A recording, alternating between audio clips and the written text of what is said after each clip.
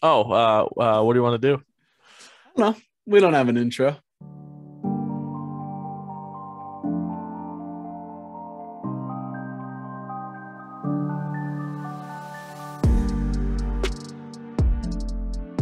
Welcome, everybody, to the Glaziar Gambol podcast with Mychal Glaziar and Joe Rybolt here, back again for another week, another episode, giving you the best content you'll ever come from. Especially that one that just dropped at 7:00 on Thursday. Oh, yeah. If you haven't seen that one yet, it's just look up Glaziar Gambol Energizer. It'll be right there. This is our sports section. We do have two sections, and we got a good one for you today. We have some NBA talk with Anfernee Simons, one of my favorite players, and then we have some all-star votes in and trade deadline discussion. Yep. And then we have NFL talk. We got some stuff with our Vikings that are no longer in the playoff contention. Probably not going to go too much into Mike Zimmer, Kirk Cousins, but we have some stuff. We have Antonio Brown stuff. Alan Page, actually, historical Viking. Then Mike Tomlin and Calvin Ridley news. And that's really all we have prepared. If we get some other stuff, we'll bring that up as it comes along. The first thing we would like to talk about is NBA. So the first thing is Anfernee Simons. So I liked him a lot. He was one of those players that he's actually came out of high school. He didn't go to college, didn't do G League. He came out of high school into the NBA, and he was one of these guys that looked like he was going to be a pretty big prospect. And I thought, hey, take a flyer on him because it looks like he's going to go late first round, maybe early second. So I thought a really good team, like a playoff contending team that especially could come off the bench to start his career would be perfect. He ended up going to the Portland Trailblazers. He's one of these new school, taller point guards who, I think he's great behind McCollum and Lillard. And he actually just played a game the other day. His grandfather passed away before the game, and he played the game, and he scored 43 points and 7 assists in that game. Kind of like career high. Yeah, career high. And in my opinion, it should be like a coming out game and sort of a look what he can do if you give him a chance.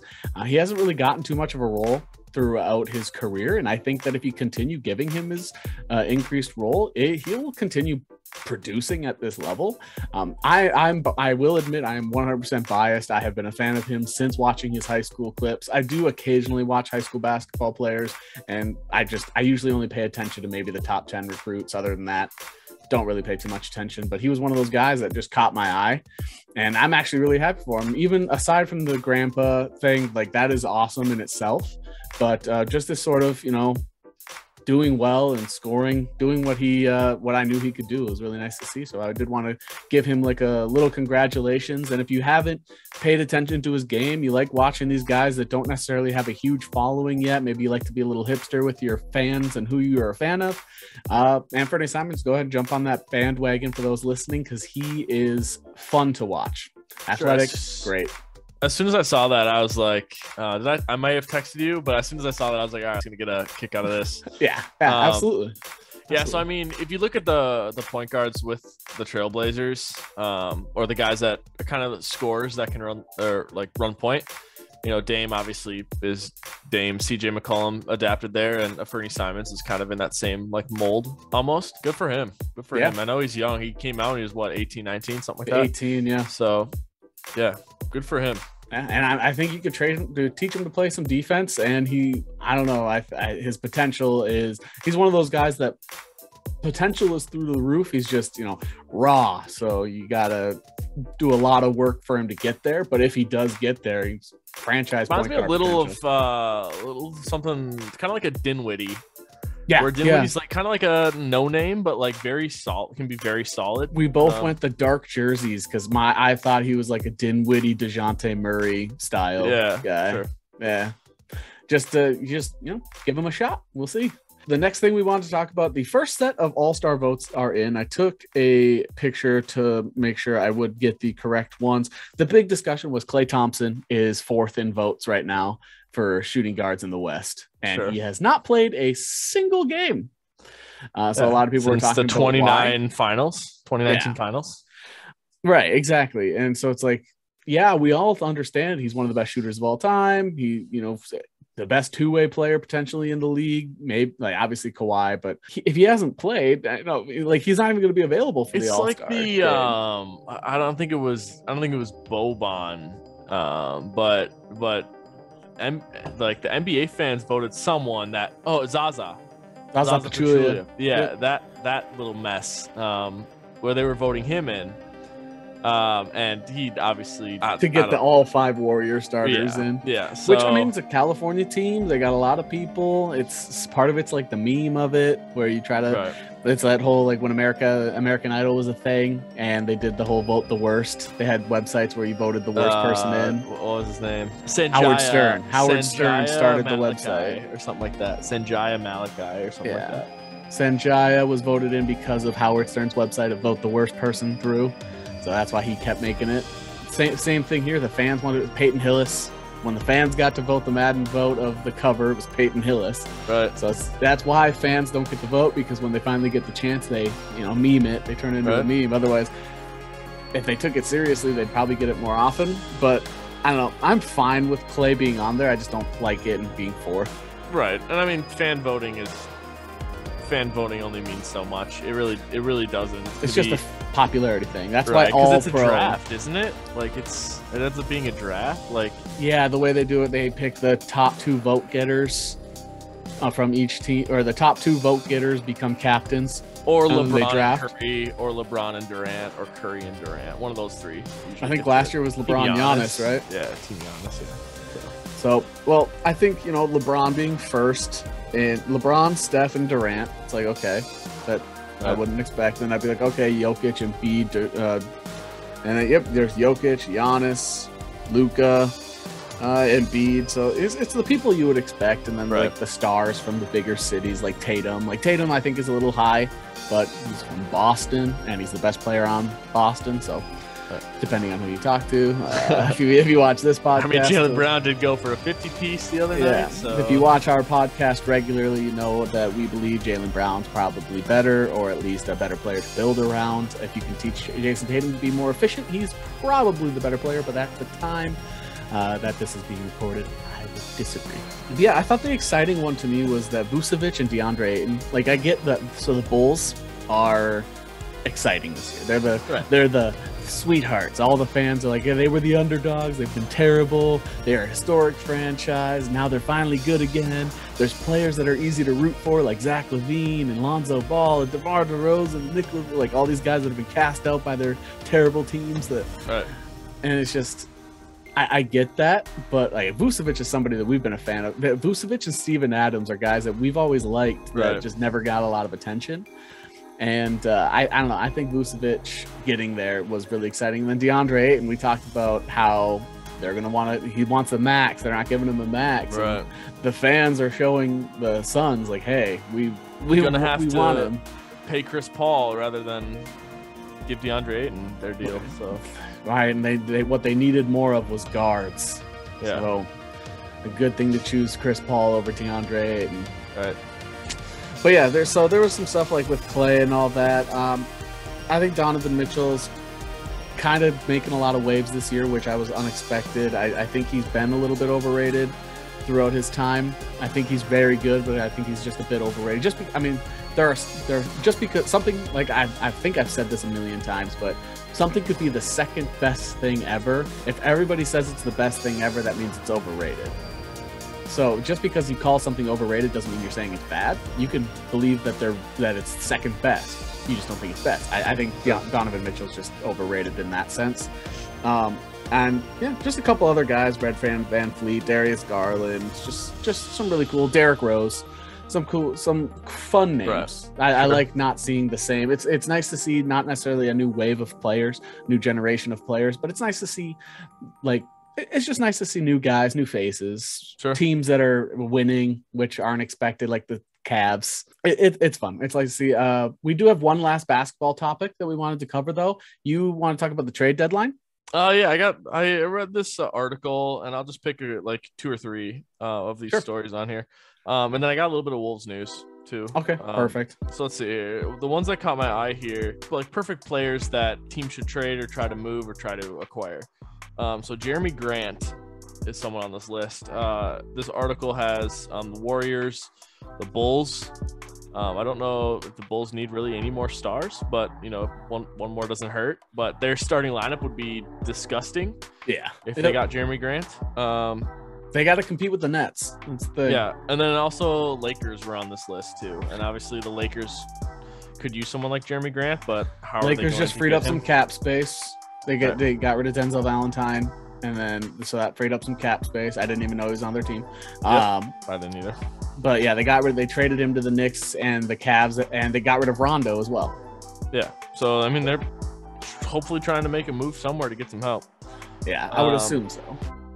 I don't know if Jerami Grant's what they need, but he's a big who can shoot, so kind of covers ticks two boxes, especially if they can't get Kevin Love.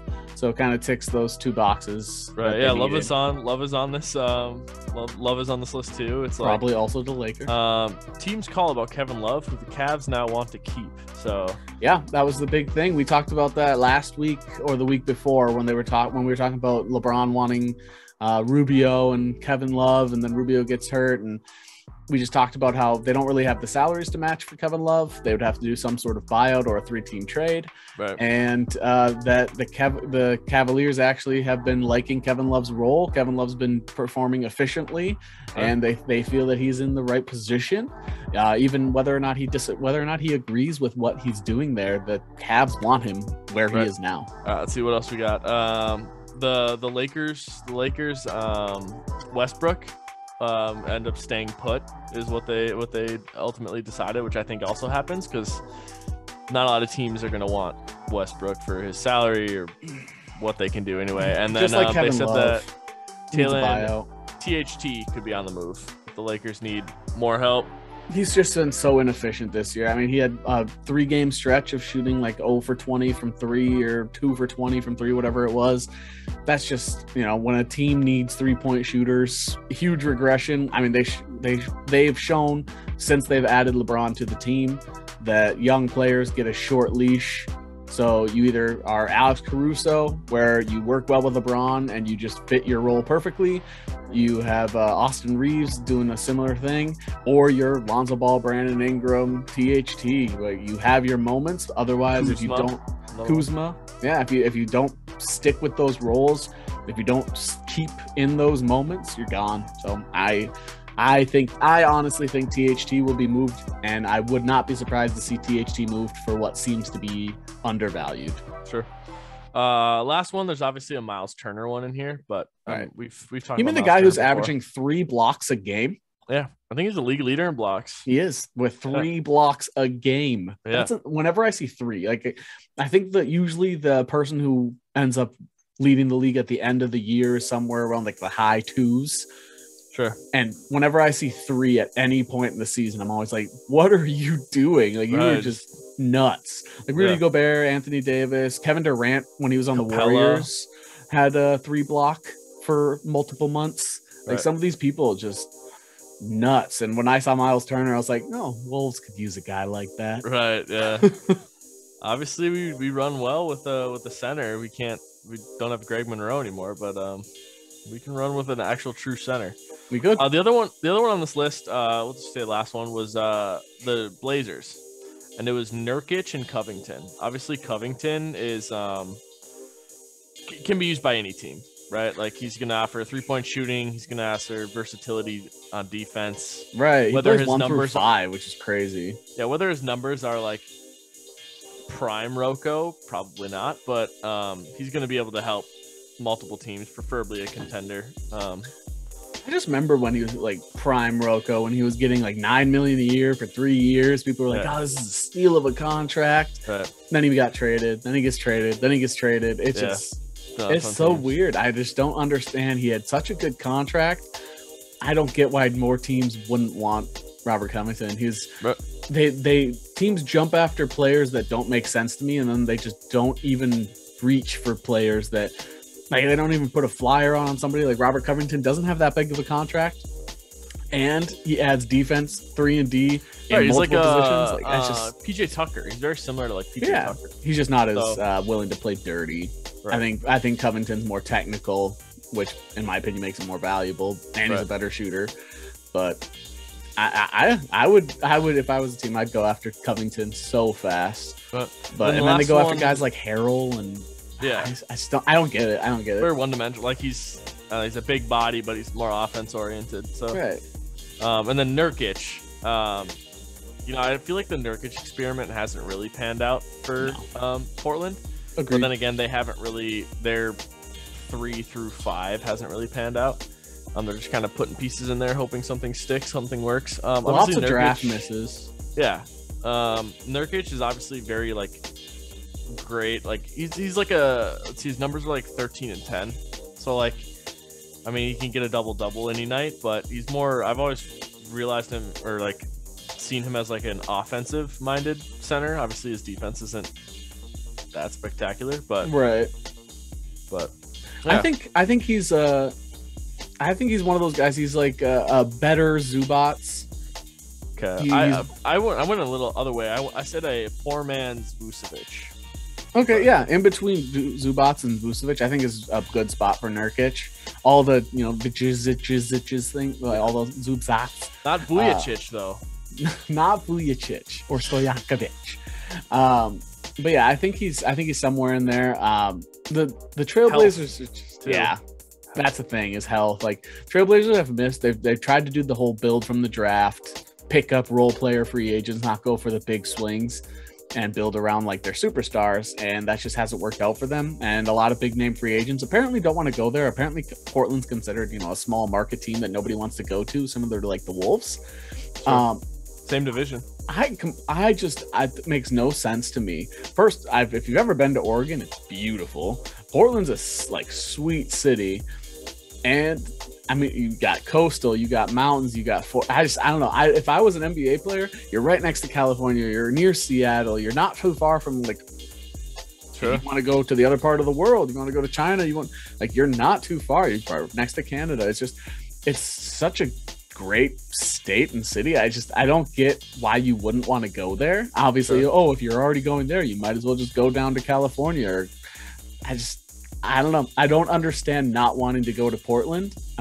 So that's one thing I guess I disagree with NBA players. But yeah, Nurkic was a fail. A lot of these guys like Malachi Richardson hasn't really panned out like they wanted him to. They took swings. Was it them that took the swing on Allen Crabbe? Yeah, they did. They signed Allen Crabbe, and they had to trade him to Brooklyn. Yeah, so it's just that they've taken the swings that they've taken have just been misses, and it's just unfortunate. At one point, they had like 15 small forwards on their roster.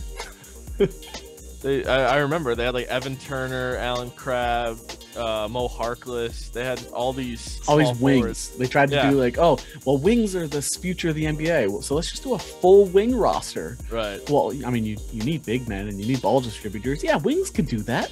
Wings can do that. Well, what happens when you go up against Embiid? Allen Crabbe's got Nurkic. You got Nurkic out there. So yeah. I think Nurkic is probably gone. I think the Trailblazers have to do something. Dame doesn't seem like he's leaving. So they should be in sell mode. Absolutely. 100%. I think if they don't sell, they're stupid. And then Wolves news. Back to our starting lineup news. They were on the court last game. I believe all the starters are back now. They outscored their opponents by 17.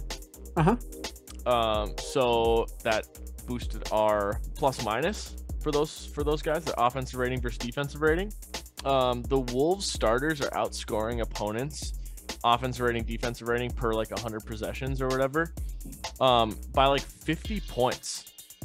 It's absurd. It's like 134 to 84 in regards to like offensive, defensive plus minus. That's nuts. For starters. And when those starters are in, when those starters are healthy, it just shows how many games they've played. You want to check their record real quick? Because they've played together 11 games. Wolves are 18-20.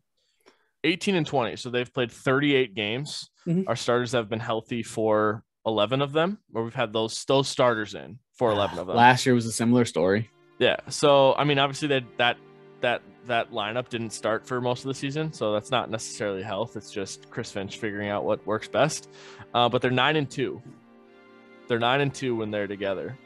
So everybody knows. Everybody around the league's talking about how the young Wolves are You know, they should be able to make the playoffs. They should be 8th seed now with the play-in there. They should be able to make the playoffs. And right now they're in position 2. They would be in the play-in. And not to mention, you know, the difference between 5th place in the Western Conference, the difference between 5th place and 9th place is 2 wins. 2 games, yeah. So it's really, I mean, they're 2 wins away from being in 5th. So I'm not too worried about their below 500 record in the West right now. You know, you get one. They're on a 2-win streak right now. And that hasn't necessarily been I mean, it has been a health issue, but it's just been COVID. COVID like ravaged through our lineup. It's everyone. Yeah, that's the whole league. Set a record for players played. It's the whole.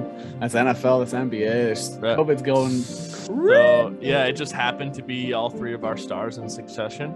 Yeah. So, so you know, hopefully they can stay healthy, stay safe, and keep those starters out there. Either way, Cat's winning. So I think that's it for NBA talk. That's all we got. We got some Wolves in, which we always try to do because we're from Minnesota. Let's do one quick NBA or NFL news before we move on to, you know, break up in our second section. First thing. The first piece of NFL news that I would like to cover is that the Washington football team will be changing their name. They'll be announcing that name on February 2nd. Obviously, Red Wolves started trending immediately on Twitter. It was the #1 thing trending within the first 15 minutes, I think it was, of that getting announced. Red Wolves, Red Tails.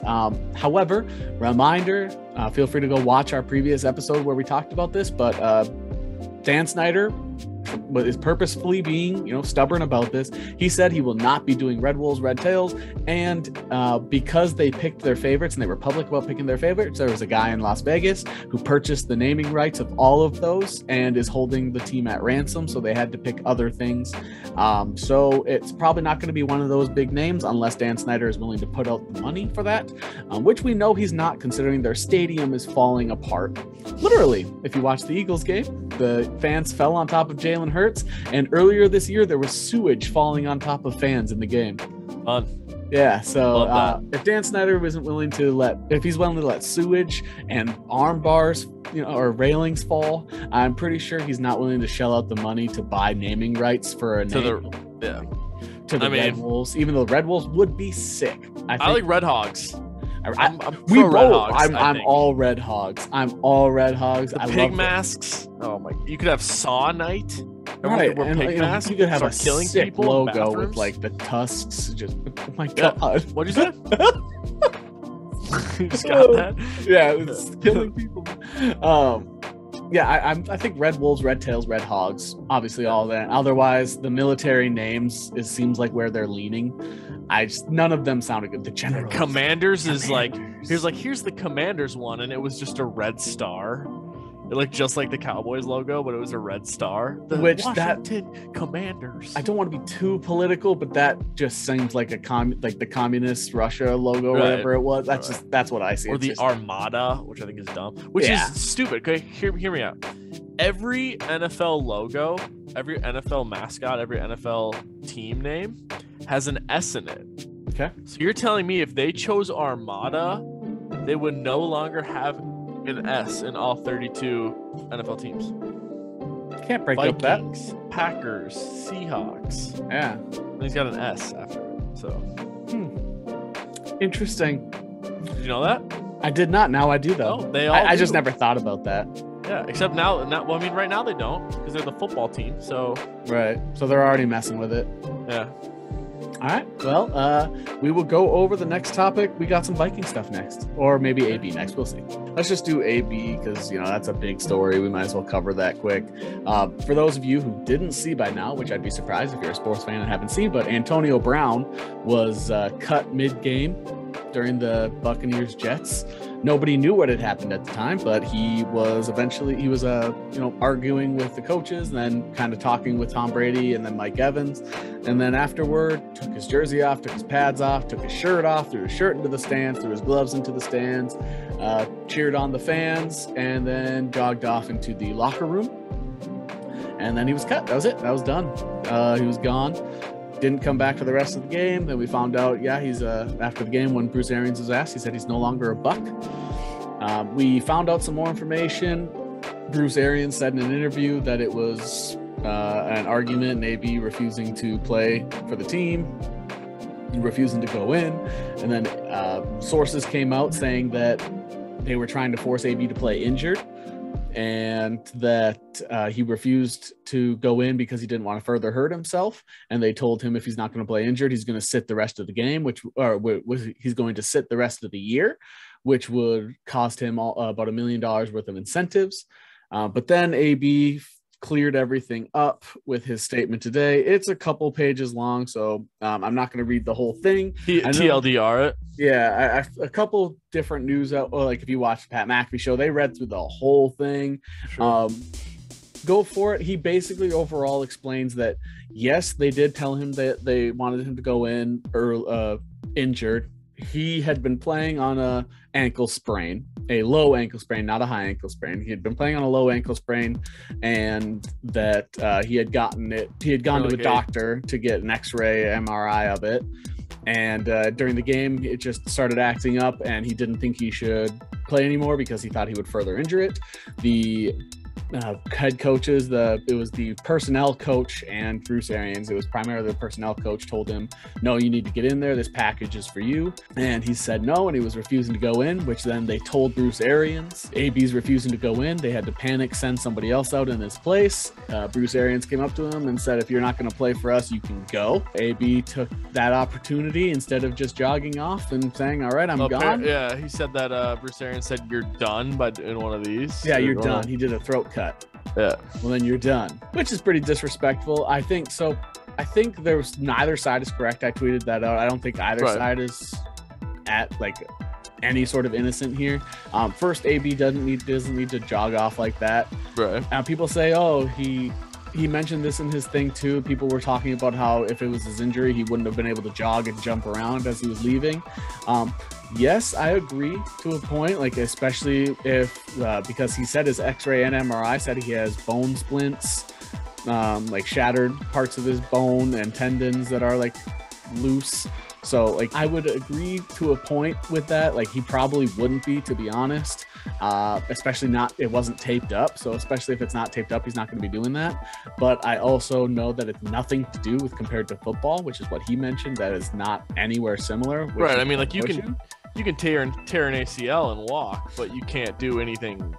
However, it's been pretty like 60-40. A lot of former players and current players say when they have an ankle sprain, especially that bad, they don't do any sort of jumping around or anything like that. But yeah, so that all happened. He jumped off. And then I think the way Bruce Arians handled it with the whole letting him know on the sideline, well, then you're cut on the sideline here and now. Right. Guys play injured all the time, so I get him on thinking that AB is willing to go in, especially a veteran like him.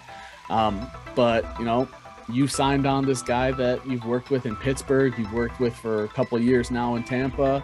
What type of guy he might be. He's a half a second away from snapping.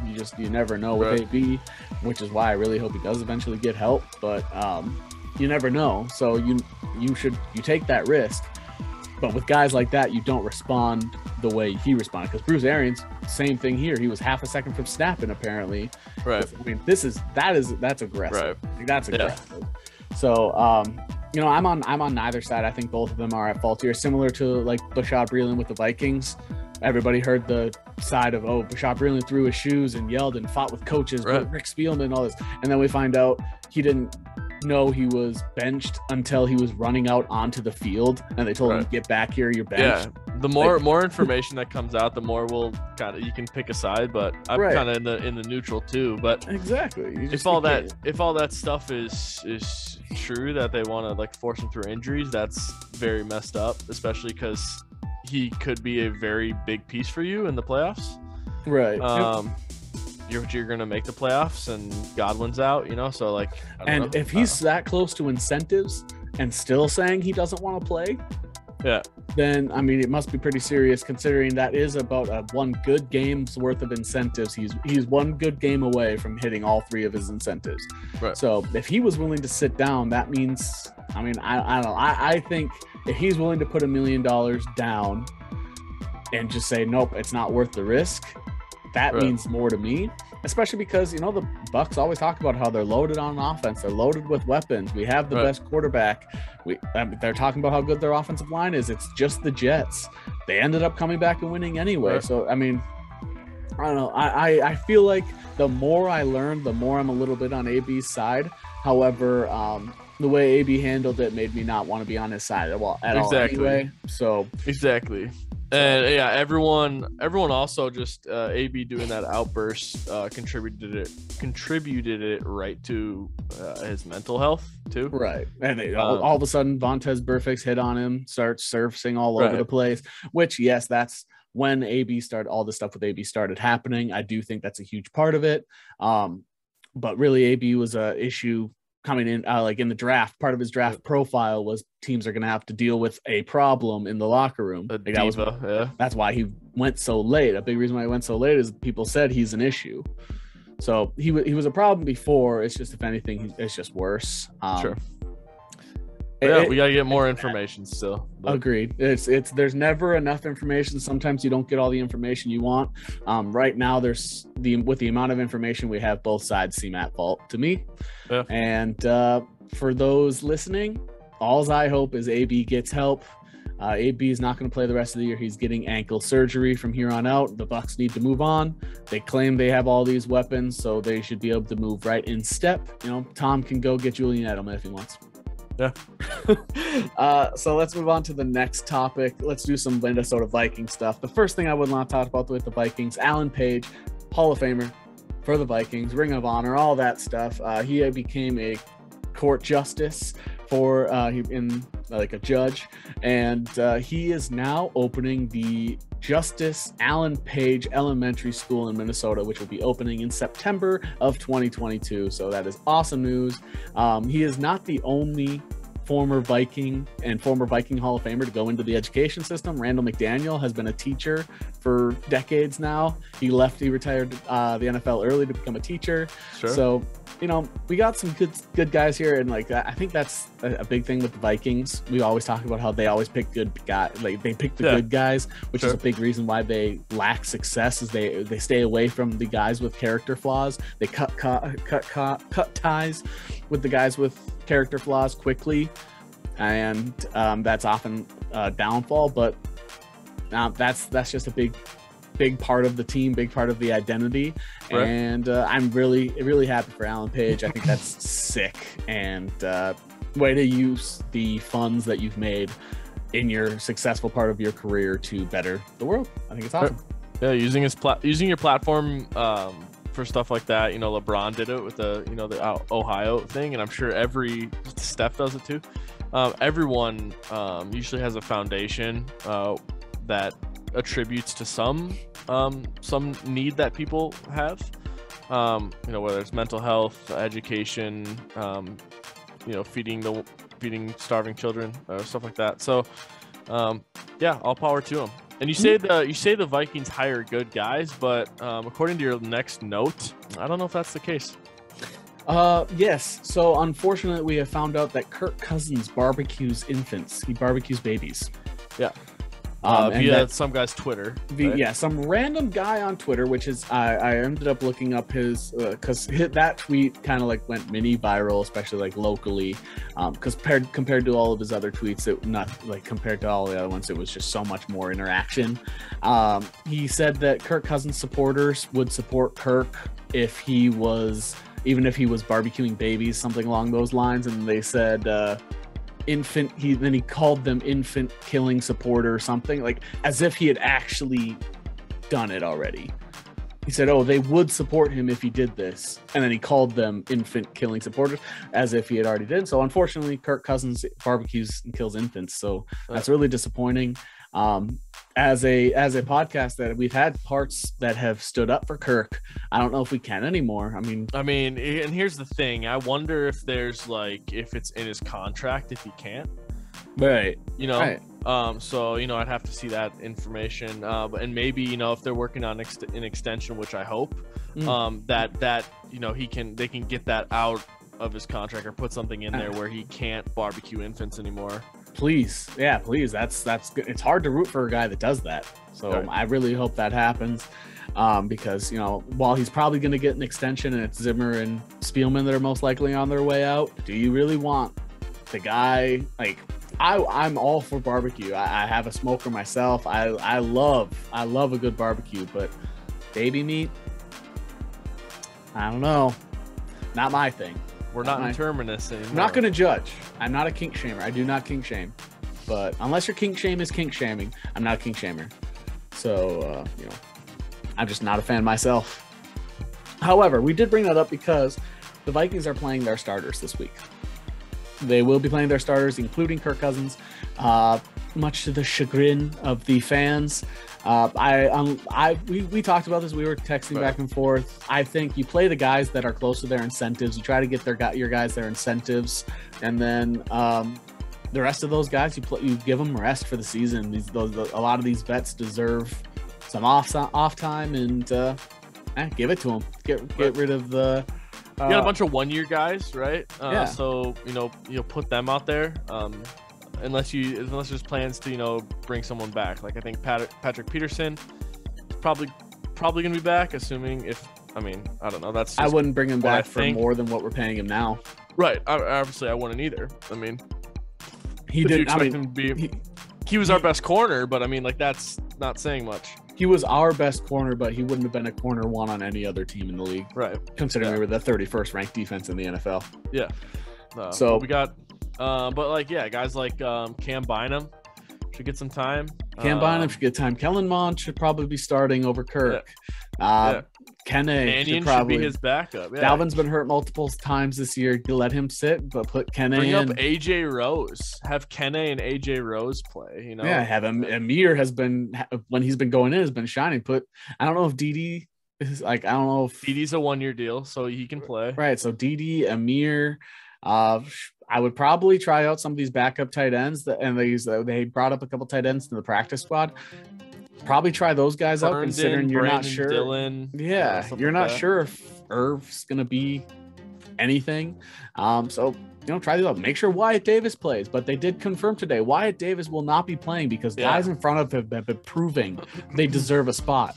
The guys that they've had to bring up guys like the guys in front of him Dakota Dozier. Yeah, the guys in front of him were playing really well. Oh my god. I think Oli Udoh had 1 or 2 good weeks, really good weeks. You can tell us Wyatt Davis isn't where you want him to be, and people would be happy with that. Don't lie to us and tell us that the guys in front of him are playing well. We're not asking. People aren't saying you should play Wyatt Davis because the guys are playing well. They're saying to play Wyatt Davis because the offensive line is still trash. Yeah.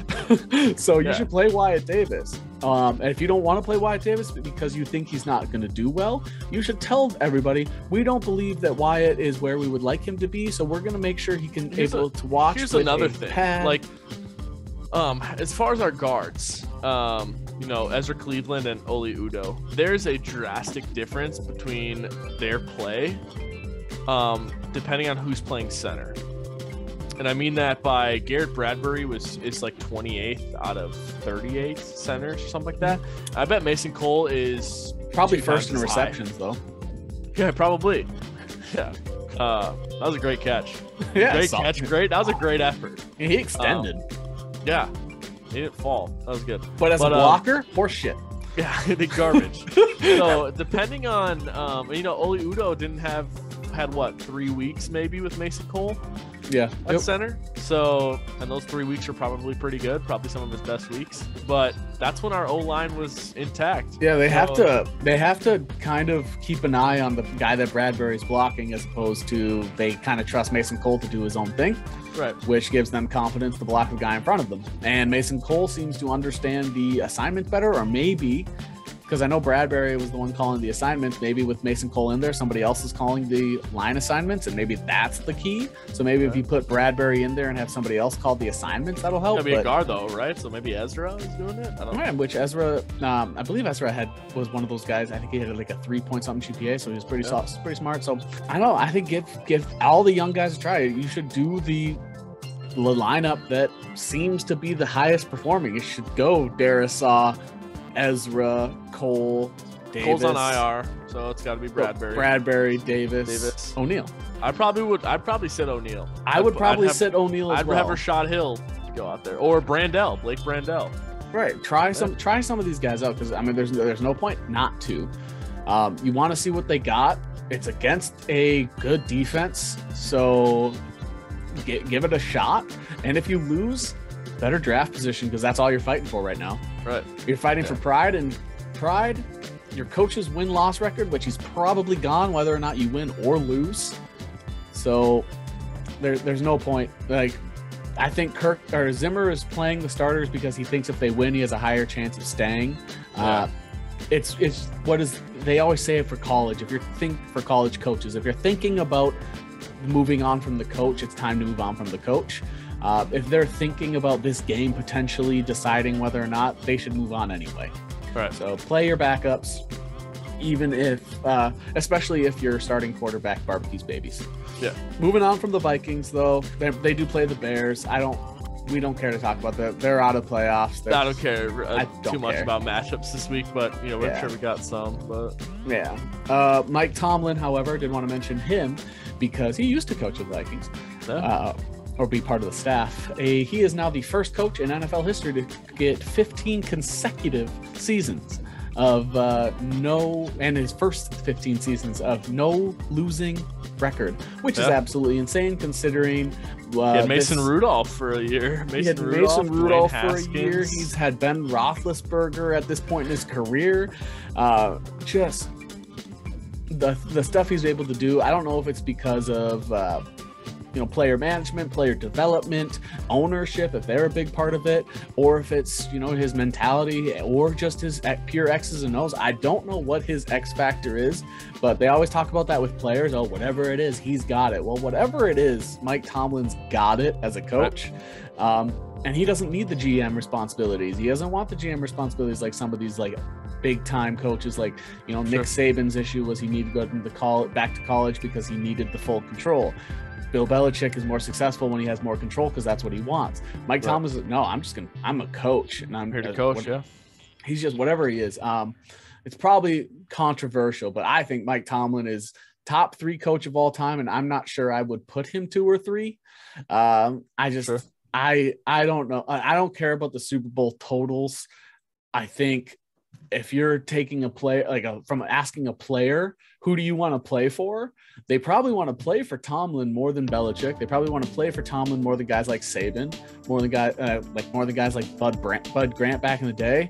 So I think from a player standpoint, they might consider him the best coach. And, from a lot of black men would rather have a black coach. So I don't know. I think Mike Tomlin is one of those guys. He might be the first choice of the majority of players. Yeah. If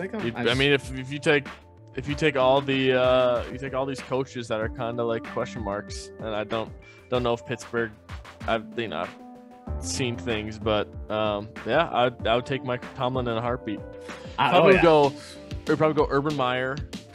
That's all I got. Chip Kelly, and then Mike Tomlin for me. Yeah. Yep. Chip Kelly's been doing really well in college this year, so my Urban Meyer, Chip Kelly, Jim Harbaugh.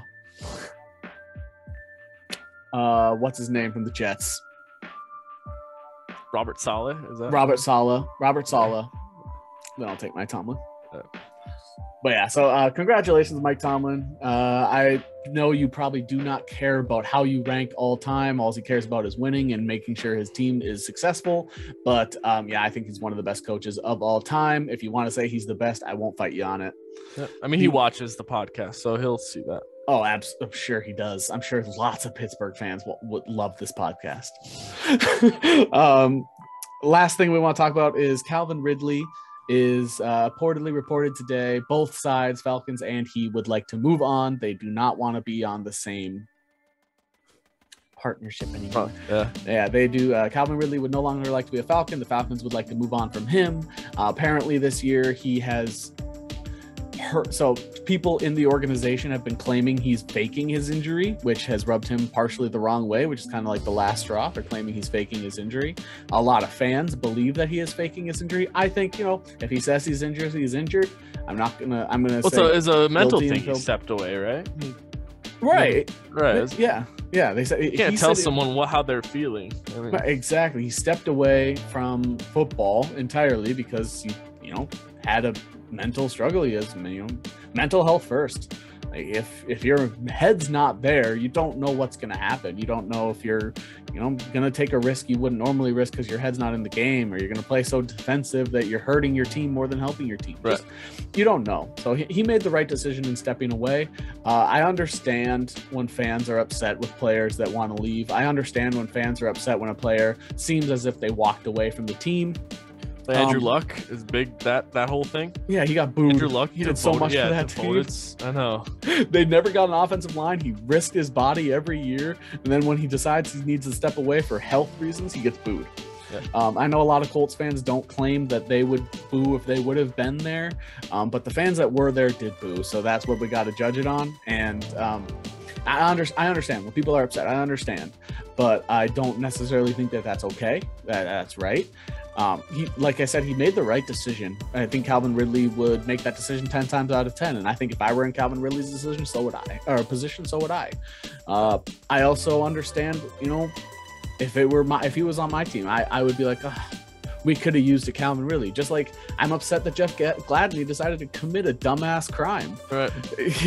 I'm upset, but he needs to pay the price for it.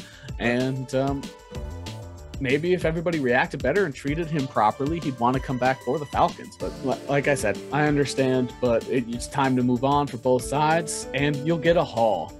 You will absolutely get, if you trade him, if he decides I'm coming back, he gets a clean bill of health, passes a physical, flying colors. He's one of those guys. If Jamal Adams is worth 2 first-round picks, so is Calvin Ridley. Just saying. I know that one's defense, one's a safety, box safety, one's a I'd probably look receiver. Look at what Odell gets. You can get what Diggs got. First, third, something like that, and then they get a 5th or something like that. I think Calvin Ridley is more than, because Calvin Ridley can be used just like Deebo Samuel for the Niners. He can run it on sweeps. He can do some return game. He can catch the ball on slants, deep routes, all of it. So he's a number 1 wide receiver. I think he is if you trade a 1st and a 6th for nothing in return, they don't give you anything back, I think that's more than fair. Or the exact same thing with Diggs. They got the OBJ thing was like a 1st and Zeitler. So you got a Pro Bowl lineman, which obviously can help too. So a 1st and a established veteran, that's plus more another fair. pick. Yeah, that's more than fair. The Falcons would need that sort of thing. The Falcons need that help, and Calvin Ridley is worth it. If your team, I saw the biggest team was the Eagles, because they have 3 first-round picks. So a first-round pick, and then one of their developmental guys, one of their running backs, Jalen Reagor. Right.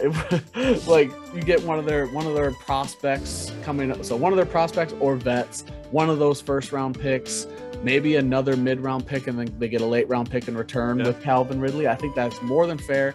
I'm not an Eagles fan, so I don't want that, but I think Calvin Ridley would make Jalen Hurts look a lot better and it would help him in development. Right. And I think that's a good fit for both teams. It's just Philadelphia has not treated Ben Simmons well in this whole mental health thing. I don't want to see Calvin Ridley go somewhere that treated one superstar with a mental health issue poorly, and then go somewhere, and if he has another mental health issue and decides he has to sit out again, I don't think Philly's going to be nice to him. I don't think Philly's going to. Philly fans are a different breed. Right, and especially if you give up a first-round pick and 2 players, or 2 picks, 2 players, that sort of thing, they're going to get pissed. So I think Philly makes the most sense, but in terms of a mental health situation, I think that's not the place you should go. Sure. Anything else for football or sports in general? That's all I got, except for one little sign off I'd like to tell people. I want to say I had a Vikings thing, but I lost in the championship. I don't know if everyone said that last week, or we mentioned last week that I was a couple points off of making it into the championship versus you. Yeah. So you lost in the championship, took second place. I took fourth. I didn't even change my lineup for this game because I wasn't in the championship, so I did not care anymore. It didn't matter. Nobody scored over 10 points for me except Kyler, so it was just a bloodbath. But there's not really a ton of major games going on. The Cowboys are clinched first in their division, even if they lose to the Eagles. Bengals are fighting for their spot. Packers are I think they clinch first seed. Steelers Ravens is probably the biggest game. Then Saints Falcons, Rams Niners. There's some big games. I think a lot of the teams that you would expect to win are going to win this week. Yeah. A lot of the playoff standings that are the way they are most likely going to stay that way. I think it's going to be the Packers, number one in the NFC. I think the Packers are going to make it to the Super Bowl, and the Niners and the Rams are the two teams that would give them fits. Otherwise, I think that they have an easy path to the Super Bowl outside of those two teams. I think the AFC is the biggest question mark because all year they've been a question mark. Did you know that since Kirk Cousins has came into the league, if Kirk Cousins has beaten that team in the regular season, that team has never won a Super Bowl that same year? He's the Super Bowl slayer. Yeah. So I'm just saying we beat the Packers. Yeah, well, there's one team that ever shits on Viking records. It's the Packers. So I don't know. If I were to pick a Super Bowl favorite, I don't know how you don't pick the Packers. I think they'll get there. I think if they go lose. With the Rams getting Sony Mychal back, I think it's the Packers still cannot stop a good run at a physical team. And Cam Akers, you mean? They got Cam Akers, Sony Mychal, and so I don't know. I think the Rams give them fits. The Bucks are going to be a tough matchup, but I think they do beat the Bucks. I think the Rams and the Niners give them most fits. Excuse me. AFC, not sure. Week to week, some of these teams look amazing. Some of these teams look like absolute terrible. Like if the Bills can be peak Bills, they're probably the best team in the AFC. But if the Chiefs are peak Chiefs, they're also up there. So, but if they're the first couple week Chiefs, you don't know. So, the Bengals. So, I'm excited for the Bengals Niners Super Bowl. Okay. The final thing I'd like to send everybody off with is a quote from our CJ Ham himself, which is, I accidentally gave my wife a glue stick instead of chapstick this morning, and she still isn't talking to me. Thank you all for watching. Make sure you like, subscribe, follow if you're on Spotify. We will be here for episode 30 next week. Hope you had a great happy holidays, happy New Year's, all of that. We're going into 2022 with a better mindset than 2020 and 2021. And you want to watch more of this podcast because, you're better looking than us. It's just a fact. Tell your friends. Tell your wife. Tell your family. Tell random people on the street, just Glaziar Gambol, just screaming at them. I think that'd be hilarious. Then as you're running away, podcast, and then send us those videos, please, because I would very much enjoy that. Other than that, you look great today, everybody. GG.